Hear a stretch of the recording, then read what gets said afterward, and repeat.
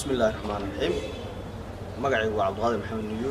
مدح سبورتس كود ee ciidamada qalabka sida ahna macalinka kooxda horseed inta halkan waxa ka salaamaya dhamaan bulshooyinka reer Puntland qaasatan bahda sportska aan ku mideysanahay ama ku walaaloonay waxaan halkan fariin uga direynaa ama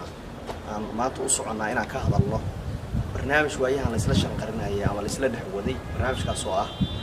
in la magacaabi rabo xiriirka kubadda cagta ee Puntland dhawaan beri wixii loo gaaray ama ilaa 5 bisha marka waxaan halkaan anagu koox ahaan uga hadlaynaa ama uga digaynaa waxaysan kooxuhu Puntland ay raali ka ahayn marna inaan lagu dhaqaaqin ama aan luma taqaanaa niyadda la gelin in xiriir laga soo magacaabo wasaarad inagoo og Puntland in 20 sano jirtay 2015 baa waxa la magacaabay xiriirka kubadda cagta ee hadda dhamaaday waqtigiisu dhamaaday dhowr sano ka hor 2 sano ka hor waxay ahayd ku meel gaar bay ahayd inay hal sano ku soo diyaariyaan naadiyada heerka koowaad ee Puntland uga mahad celinayna runtii waxay qabteen gudoomiyaha xiriirka kubadda cagta ee ugu horeeyay Allaale iyo gudoomiyaha ka dambeeyay Mustafa Cabdiraxmaan Majacaase iyo tiimkii runtii gobolada Puntland waxa laga sameeyay 9 kooxood oo tartan loo qabtay tartankaas oo dhamaaday si nabadgelyo ku dhamaaday waad ogtahay Boosaaso iyo maanta Gaalkacyo inta isku jiraan iyo Garowe iyo Qarro iyo Gaalkacyo marka team Boosaaso ka yimid baa Gaalkacyo u gudbay Gaalkacyo team ka yimid Boosaaso u gudbay wali taariikhda kama dhicin gobolada Soomaaliya waa ogtahay markay noqoto tartamada heer ma taqaanaa heerka koowaad hal garoon baa lagu qabtaa laakiin Puntland score bay dhigtay scorekay dhigtana ilaa hadda ma taqaanaa u maleynaayo gobol kale ama maamul kale jibin kara inuu jiri doono tiimamkii waqtigaas geliyay naftooda maalkooda hantidooda in maanta la yiraahdo maxamed ma dooran karaan ama ma jiraan waxna qabtan ma kamana aan filayn maanta waxay inaan nalo ku abaalgudo qarashaadkii aan galnay ma taqaanaa abaalmarinteedii inaan helno tusaale ahaan kooxda horseed waxa qarash ku baxay 4-8 kulan bay lahayd ee ciyaarta $3,680 qarash bay gashay tartankaas inta ku jirtay ama Garowe ku ciyaarta ama Qardho ku ciyaarta ama Gaalkacyo ku ciyaarto maanta in la yiraahdo tiimka dhigayga ah ama Gaalkacyo ka jira ama Qardho ka jira ama Boosaaso ka jira ama Garowe ka jira waa ila mid marka waxaan ugu baaqayaa agaasima Axmed Cabdalla Tigaana runtii inaan maalin walba isxagxagano sharciga isku xagxagano waa laga qurux badan yahay sharciga ninkan weynaa waxaan doonaynaa wax sharci ah oo legal ah waa laga gudbo waqti xafiis wax laga soo magacaabo maanta waxay taagan tahay in kooxihii heerka koowaad ee Puntland ay wax doortaan diyaar bay u yihiin waana mahadsantii waa Bashiir Cabdi Maxamed ahna macalinka kooxda SBC heerka koowaad ee Puntland aad buu mahadsan yahay Cabdul Qaadir waxaan kaloo salaamayaa idaacada baalkii website-kan maanta halkan waxa ugu nimid Cabdul Qaadir baa ka hadlay shirkii ugu muhiimsanayd anigu waxaan ku dirayaa waxa weeye 2015 waxa la magacaabay xiriir ku meel gaar ah waxa la magacaabay 9 kooxood waxa loo qabtay horyaal tartan gobolada ay u kala safrayaan sida Cabdul Qaadir sheegay koox kastana waxa ka baxay $4,100 lacag ku dhow muhiimadda koowaadna ballanta waxay ahayd in la xiriirka ku meel gaarka in lagu bedelo xiriir rasmi ah oo 9 kooxood ay doortaan iyo ururka garsooriyaasha iyo ururka saxaafadda maanta waxaa maqalnay oo xaqiiq ah baalkii agaasima Tigaana inuu wado wax asoo jeebkiisa ka magacaabiyo oo wasaaradda uu ka magacaabiyo adduunka kama dhicin xiriir wasaarad laga magacaabo xiriirada caalamka jira xiriirada kubadda cagta waxay ku yimaadaan doorasho baalkii cod iyo wan qof iyo hal cod ah anagu waxaan doonaynaa waxa weeye ballantii ay nala galay wasaaraddu iyo xiriirkii Puntland baa u baahanahay waliba anagu inaan doorno mana aqbalno waxa la doortay baalkii wasaaradda laga soo magacaabay kooxuhuna waa ka mideebsan yihiin 9 kooxood ee Puntland waxaan halkaan ugu hambalyeeyaa oo aad iyo aad ugu hambalyeeyaa labadii gudoomiye ee soo maray xiriirka Puntland ee Allaale iyo Majacaase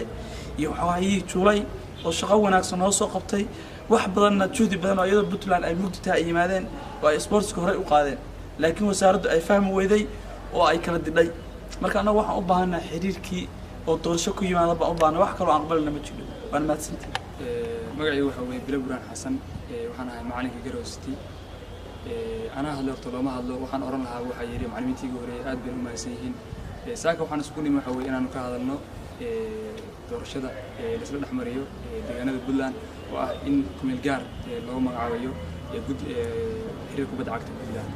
رنتي لواتك السنة إيش دي دولة البلدان أفر xiriir baa soo maray dabcan inaan sii xoojiyay rabaa walaalahey qaab ay u hadleen laba xiriir waxaa la doortay dowladda cabduli intay jiray labana way ka horeeyeen 4 xiriir baa soo maray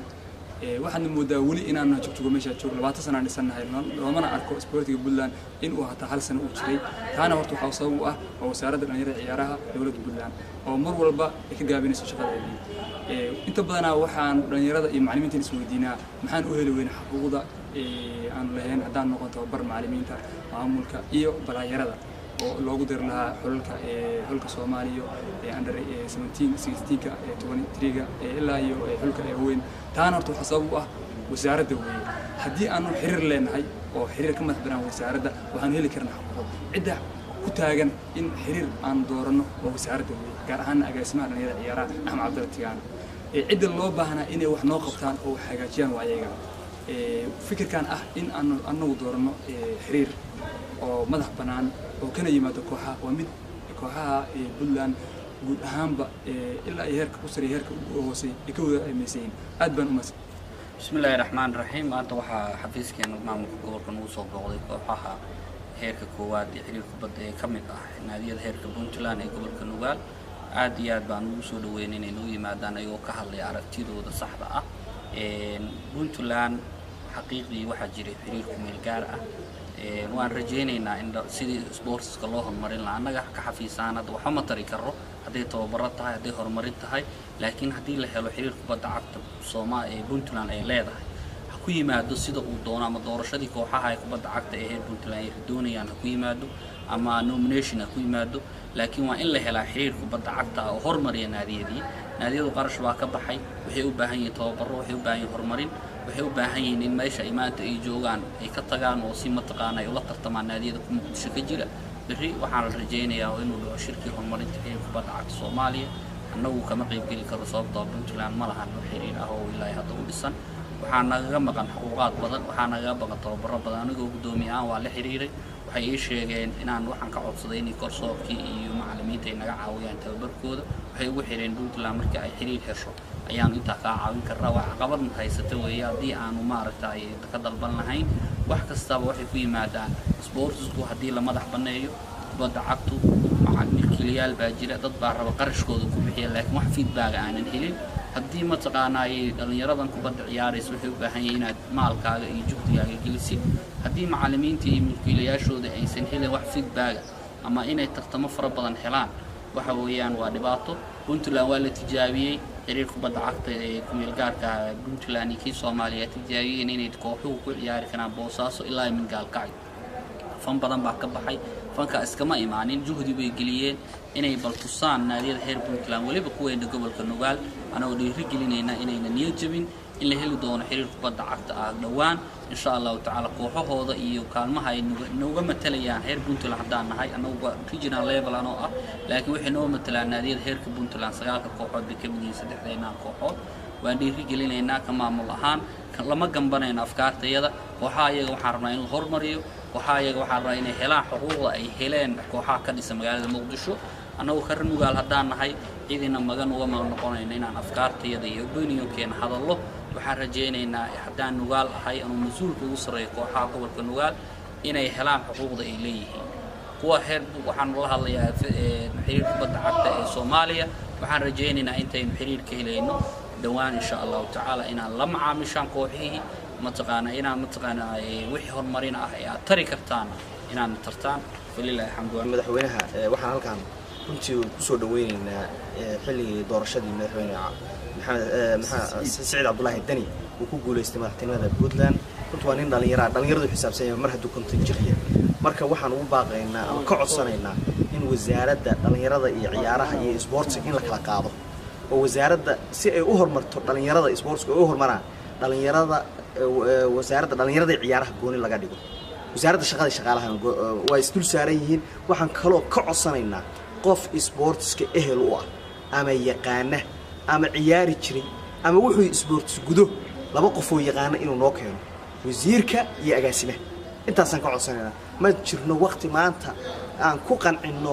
reer ama qabiil ama tol ama waa dhamaatay waxaan rabnaa madaxweyne waxaan ka codsanaynaa anoo ku hadlaya magaca dhalinyarada iyo ciyaaraha Puntland qof sportska ehel u ah meesha qofka shaqada kala wado waa agaasimaha shaqada kala yaqaana sportska inaan noo keentid intaasaan kaa codsanaynaa aad iyo aad waxaan ugu hambaleynayaa madaxweynaha cusub ee Puntland Saciid Cabdullaahi Deni annagoo dhalinyaro ahaan waa ku faraxsanahay waxaan kaloo ku faraxsanahay wareysigiisa ugu horreeyay markii la doortay wariyay wuxuu weydiiyay Catoosh maxaa hawaayad ku ah madaxweynuhu wuxuu ku jawaabay wax hawaayad oo aan aad u xiiseeyaa kubadda cagta jaanis baan kugu haysanaa maanta haddii kubadda cagta ah hawaayad u tahay waxaan kaa rajaynaynaa agaasimo iyo wasiir sportska fahansan in aad noo keentid in aadna taageertid waana mahadsantahay madaxweyne waa kuu ducaynaynaa ilaahay shaqadaada kula garab